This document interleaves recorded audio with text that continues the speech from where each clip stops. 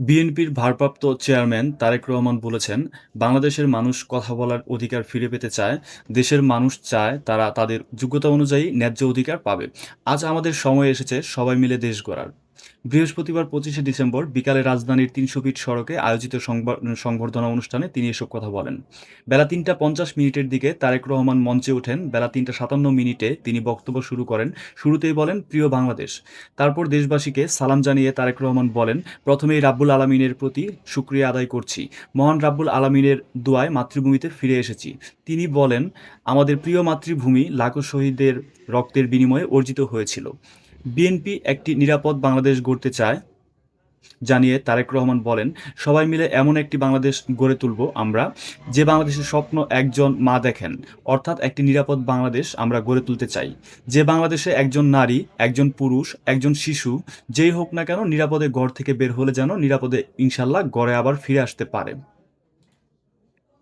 রাজধানীর পূর্বাচল ৩০০ ফিট এলাকায় গণসংবর্ধনা স্থলে মঞ্চে উঠে নিজের জন্য বরাদ্দ বিশেষ চেয়ার সরিয়ে রেখে সাধারণ একটি চেয়ার টেনে সেটাই বসেছিলেন বিএনপির ভারপ্রাপ্ত চেয়ারম্যান তারেক রহমান। তারপর দেশবাসীকে সালাম জানিয়ে তারেক রহমান বলেন, প্রথমেই রাব্বুল আলামিনের প্রতি শুকরিয়া আদায় করছি। মহান রাব্বুল আলামিনের দোয়ায় মাতৃভূমিতে ফিরে এসেছি। তিনি বলেন, আমাদের প্রিয় মাতৃভূমি লাখো শহীদদের রক্তের বিনিময়ে অর্জিত হয়েছিল।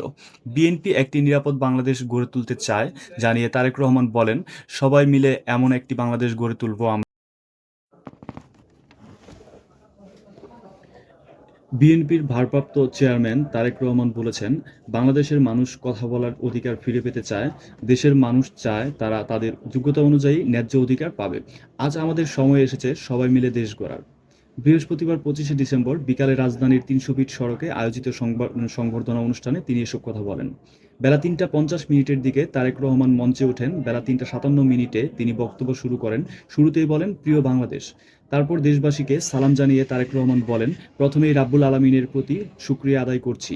মহান রাব্বুল আলামিনের দোয়ায় মাতৃভূমিতে ফিরে এসেছি। তিনি বলেন, আমাদের প্রিয় মাতৃভূমি লাখো শহীদের রক্তের বিনিময়ে অর্জিত হয়েছিল।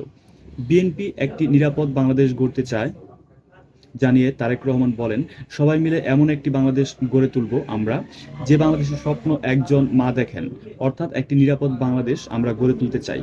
যে বাংলাদেশে একজন নারী, একজন পুরুষ, একজন শিশু, যেই হোক না কেন, নিরাপদে ঘর থেকে বের হলে যেন নিরাপদে ইনশাল্লাহ ঘরে আবার ফিরে আসতে পারে।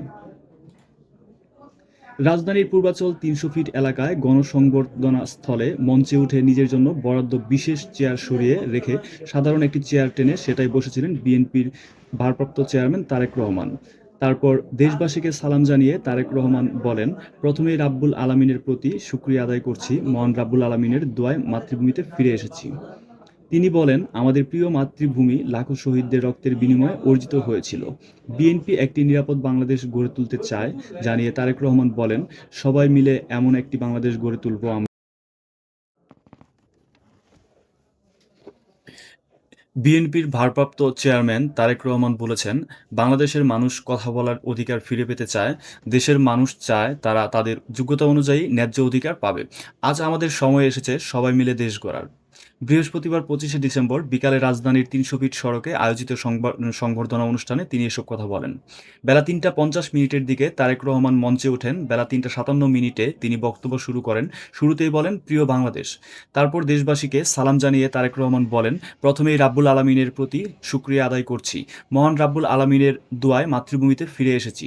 তিনি বলেন, আমাদের প্রিয় মাতৃভূমি লাখো শহীদের রক্তের বিনিময়ে অর্জিত হয়েছিল। বিএনপি একটি নিরাপদ বাংলাদেশ গড়তে চায়। বাংলাদেশের রাজনৈতিক সর্বশেষ পরিস্থিতি জানার জন্য চ্যানেলটি সাবস্ক্রাইব করে রাখুন। মারকম টিভি, সঙ্গেই থাকুন।